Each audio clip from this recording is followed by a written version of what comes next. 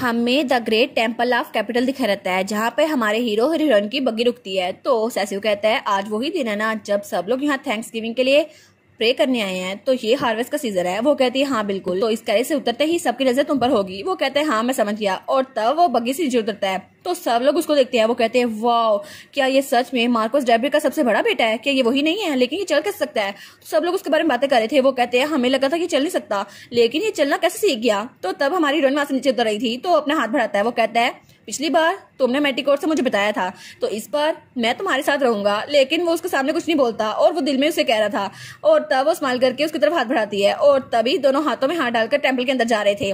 और तब वहां पर हाई प्रीस्ट आता है। वो कहता है थैंक यू यहाँ पर आने के लिए, और आपको यहाँ पर आने के लिए गॉड की ब्लेसिंग दी जाती है। तो वो कहती है thank you so much father Nicks, मैं हूँ टेरल रिहान। वो कहता है जी मैं जानता हूँ। तो हमारी कहती है और ये? तो वो कहता है ये है सैसियो डैब्रिक, मैं इसको भी जानता हूँ। वो कहती है वाओ, आपको मेरे फियांस को देखकर बहुत ज्यादा अच्छा लगा होगा ना कि वो चलने लग गया है, आप सरप्राइज नहीं थे? तो सब लोग कहते हैं क्या इनकी एंगेजमेंट सच में थी? सच में ये लोग एंगेजमेंट कर रहे हैं? वो कहती है ओ माय गॉड, मेरा मतलब था मेरा होने वाला फियांस है ना, लेकिन ये कुछ ऑब्वियस नहीं था। तो वो कहता है जी मुझे लगता है ये अच्छी खबर है। वो कहती है thank you so much understanding के लिए। तो वो कहता है और आप यहाँ पर सिर्फ प्रे करने के लिए आई हैं? वो कहती है हाँ मैं यहाँ प्रे करने के लिए आई हूँ, लेकिन मेरे पास आपके लिए कोई और चीज भी है। वो कहता है क्या एक और चीज? तो तब हमारी हीरोइन की गार्ड वहां पर एक बॉक्स लेकर आती है। वो कहता है क्या इस बॉक्स में क्या है? और वहां पर गोल्ड बार थी। वो कहती है ये एक छोटा सा ट्रिब्यूट है मेरी तरफ से रिहान फैमिली की तरफ से ग्रेटेस्ट टेंपल के लिए। वो कहता है सच में इतना ज्यादा? वो बड़ा खुश हो गया था। वो कहता है और कुछ अरसे पहले ड्यूक ने भी डोनेट किया था, लेकिन आप तो बहुत ज्यादा अच्छे हैं। तो हमारी कहती है तो हम लोग अंदर चलते हैं। और तब सैसियो उस मूर्ति के सामने खड़ा हुआ था। तो हमारी कहती है क्या हम थोड़ी देर के लिए सैसियो को यहाँ पे छोड़ के नहीं जा सकते? मुझे लगता है उसे अकेले में प्रे करना है। तो तब हाई प्रीस्ट कहता है जी। और जब वो लोग वहां चले गए थे तो सैसियो उस मूर्ति के सामने खड़ा था। वो कहता है क्यों, आखिर क्यों आपने मेरे साथ ऐसा क्यों किया? मुझे मैजिक लैंग्वेज क्यों दी? और मैं इस वजह से पैदा क्यों हुआ? और मेरी लाइफ का गोल आखिर यही क्यों था कि मुझे कैट्रिया की जान लेनी थी? और मैं तो मैजिक लैंग्वेज की वजह से पैदा हुआ था ना, लेकिन डैब्रिक फैमिली उनकी वजह से मेरी जिंदगी खराब हो गई और मैजिक लैंग्वेज ने मेरी जिंदगी बिल्कुल बर्बाद कर दी। हालांकि मेरा प्लान तो रिवेंज लेने का था, लेकिन वो बिल्कुल खत्म हो गया क्योंकि उसको पहले किसी ने मार दिया। और मैं इस कर्स लाइक पावर की वजह से भागना चाहता था, लेकिन अगर मुझे पावर मिल जाए तो मैं थ्रोन पे बैठ जाऊंगा, लेकिन तब तक के लिए मेरे पास कोई चॉइस नहीं है सबके लिए काइंडनेस दिखाने की। मैं सिर्फ एक चीज के लिए बहुत ज्यादा शुक्रगुजार हूँ, वो है टेरल रिहान। वो लड़की मेरी जिंदगी में बहुत ज्यादा अहमियत की हामिल है और मैं उसके रिवेंज में उसकी हेल्प करना चाहता था, लेकिन मुझे पता नहीं था ये इतना ज्यादा इंटरेस्टिंग होगा। तो तब वो दरवाजा खोल के बाहर निकल जाता है। वो कहता है चाहे जो मर्जी हो जाए मैं टेरल के साथ हमेशा रहूंगा। तो टेरल कहती है कि ये हो गया? तो वो हाँ में सर हिलाता है। तो सब लोग उसकी तरफ देखते हैं। तो तब हाई प्रीस्ट कहते हैं कांग्रेचुलेशन आपके एंगेजमेंट के लिए, और वो कहता है आपका फ्यूचर हैप्पीनेस से भरा हुआ हो। वो कहती है थैंक यू सो मच। और वो सोचती है लगता है सबको पता चल गया, अब हाई प्रीस्ट ने भी हमें ब्लेसिंग दे दी है, तो अब मार्कोस डैब्रिक इस बात के खिलाफ नहीं हो सकेंगे। तो तभी वहां पर कोई आता है, कहता है tension please, night of commander यहाँ पर आ रही है। तो सब लोग कहते हैं क्या?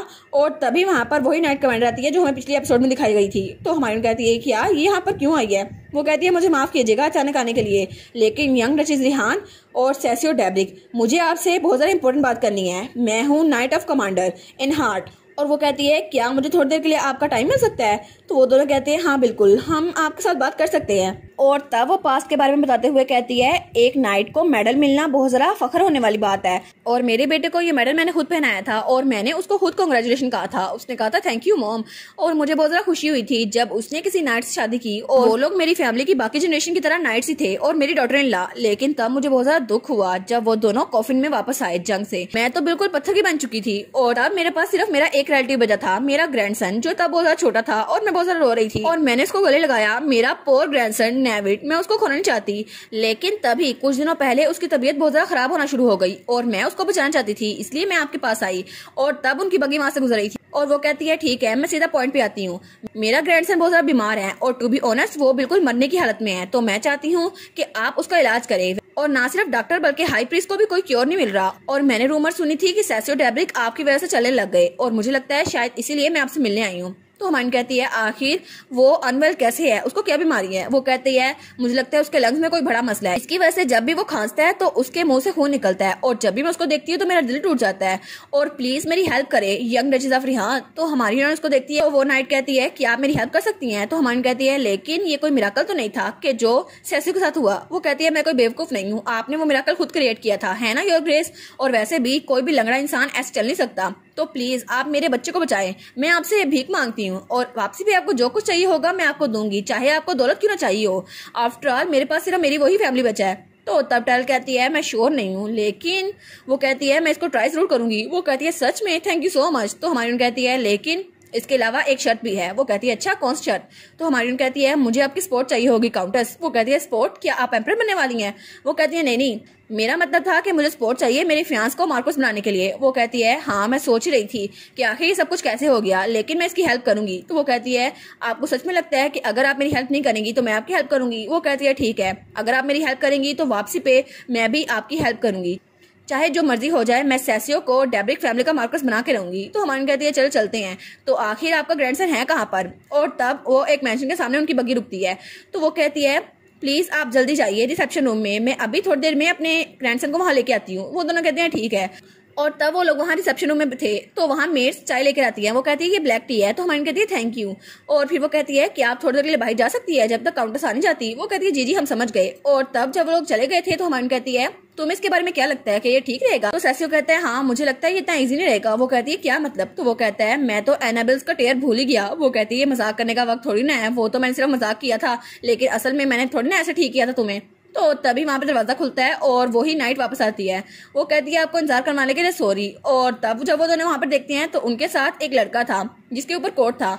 वो कहती है ये है मेरा ग्रैंडसन नेविड। तो नेविड उनको ग्रीट करते हुए कहता है hello young duchess of Rihan, मैं हूँ नेविड। तो उसकी ग्रैंडमा कहती है तुम्हें क्या लगता है क्या इसकी कंडीशन इंप्रूव हो सकती है। वो कहती है आखिर मैं बता क्या सकती हूँ सिर्फ देखने से, और वैसे भी अगर मुझे उसे चेक करना है तो प्लीज आप बाहर जा सकती हैं काउंटर्स। वो कहती है क्या मैं बाहर चल जाऊं।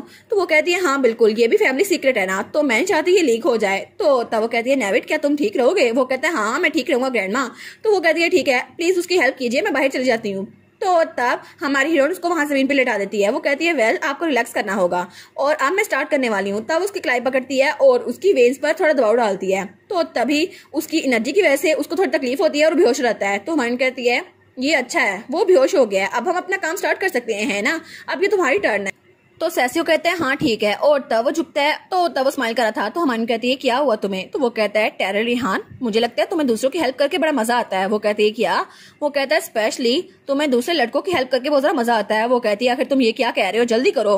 वो कहता है ठीक है। और तब अपनी मैजिक एनर्जी यूज करता है और वो कहता है ये लड़का बिल्कुल ठीक हो जाए। और तब उस पर अपनी पावर यूज करता है, लेकिन तभी वो होश में नहीं आया था। वो कहता है मैंने काम तो कर दिया। और वो खड़ा हुए कहता है मुझे लगता है ये ठीक रहेगा, लेकिन तभी उसे कुछ महसूस होता है और उसके नाक और कानों से खून निकलने लग गया था। वो कहता है क्या। तो हमारी कहती है क्या तुम ठीक तो हो ना सेसियो। वो कहता है मैजिक लैंग्वेज मुझे लगता है ये काम नहीं करी। तो हमारी टेरल कहती है क्या, लेकिन तुम्हारी मैजिक लैंग्वेज तो सब पे यूज होती है ना। वो कहता है मुझे लगता है कि कोई माना इसको ब्लॉक कर रहा है, इस वजह से मेरी मैजिक लैंग्वेज इसे यूज नहीं हो रही और लगता है इसकी बॉडी में पॉइजन भी है। वो कहती है तुम्हारा मतलब है पॉइजन, लेकिन ये कैसे हो सकता है, इसके साथ तो उसकी ग्रैंडमा हमेशा रहती थी ना, क्या उस पॉइजन की वजह से इसके लंग्स इतनी जल्दी खराब हो रहे हैं। वो कहता है हाँ मुझे लगता है ये काउंटर्स का इकलौता सक्सेसर है ना, तो शायद किसी का टारगेट बन गया होगा। और तभी नेविड को बहुत ज्यादा तकलीफ होने लगती है। वो कहती है अब हम क्या करें, इसकी सिम्टम्स तो बहुत ज्यादा बुरी होती जा रही हैं। तो हमारी कहती है क्या ये मर जाएगा, अगर ऐसा हुआ तो काउंटर्स मेरी दुश्मन बन जाएगी, वो मेरी दोस्त नहीं बनेगी। और काउंटर्स वो तो अपनी इकलौती रिलेटिव को खो कर बहुत ज्यादा दुखी हो जाएगी। तो तभी सेसियो उसके कंधे पे हाथ रखता है। वो कहता है टेरल प्लीज काम डाउन, हम नेविड को मरने नहीं देंगे और तुम उसको मरने नहीं दे सकती, तुम उसको मार नहीं सकती और मुझे तुम पर पूरा यकीन है। तो चलो हम लोग मिलकर काम करते हैं, जब मैं सिग्नल दूं तो तुम उसमें अपना माना डालना, ठीक है, और इस दौरान मैं भी अपना मैजिक यूज करने की कोशिश करूंगा। वो कहती है ठीक है। और तब वो लोग वहां पर बैठ गए थे। वो कहता है ठीक है हम लोग 3 पे स्टार्ट करते हैं। वो कहती है हाँ बिल्कुल। और तब वो कहता है 1 और तब वो कहता है 2 और नेविड की हेल्थ बहुत खराब हो रही थी। वो कहता है 3। तो हमारी हीरोइन तैयार थे अपना माना यूज करने के लिए और तभी वो दोनों इकट्ठे अपनी मैजिक एनर्जी को यूज करते हैं और हमारी हीरोइन अपना माना यूज करती है। और वो दोनों बहुत ज्यादा परेशान थे, वो सोचते हैं कि ये काम कर जाएगा, लेकिन तभी वो मैजिक एनर्जी कोई काम करने लग जाती है और नेविड हवा में उछलने लग जाता है। वो कहती है क्या ये काम कर रहा है या फिर नहीं। और वहां पर नेविड खड़ा हो गया था अपने पैरों पर। तो हमारा हीरो कहता है कि यार ये सच में काम कर गया। तो तब वो पीछे मुड़कर देखता है और कहता है your grace young duchess of Rihan, क्या आप यही हैं। वो कहती है क्या तुम जाग गए हो यंग काउंट। तो हमारी हीरोइन तो उसको एंजल लग रही थी। वो कहता है हाँ बिल्कुल आपकी वजह से मैं जाग गया हूँ। क्या आप एक एंजल है, आपने तो मिराकल कर दिखाया, लेकिन कैसे, मेरी बॉडी इतनी सारी लाइट फील कैसे हो रही है। तो सेसियो भी वहीं पे खड़ा उनको घूर रहा था। तो तब वो कहता है thank you so much young duchess of Rihan, thank you so much. तब सैसियो सोचता है आखिर इसको थैंक यू क्यों बोल जा रहा है। तभी वहां पर काउंटेस आती है, वो कहती है मुझे अंदर आने दो। ओ माय गुडनेस, क्या ये ठीक हो गया है? और नेविड वहां पर खड़ा हुआ था, वो कहती है माय गॉड नेविड तुम बिल्कुल ठीक हो गए हो। तो नेविड भी इसकी तरफ स्माइल करके देखता है, वो कहता है ग्रैंड माँ। और तभी वो दोनों एक दूसरे को गले लगाते हैं। वो कहती है थैंक गॉड तुम बिल्कुल ठीक हो गए हो। तो हमारी सोचती है चलो व्हाट अ रिलीफ, कम से कम ये ठीक तो हो गया। तभी वो सैसियो को जब देखती है तो सैसियो बहुत ज्यादा जेलस हो रहा था, बहुत ज्यादा गुस्से में हुआ था। वो कहती है इसको क्या हो गया। तो तब काउंटेस कहती है मैं कभी भी आज जो कुछ भी हुआ उसको कभी नहीं भूलूंगी, थैंक यू सो मच मेरी हेल्प करने के लिए। और जैसा आपने बताया उसके लंग्स में पॉइजन है, मैं इसको भी चेकआउट कर लूंगी। वो कहती है जी बिल्कुल, इस बार में मत भूलिएगा, और जो मैंने आपसे कहा उस बार में मत भूलिएगा।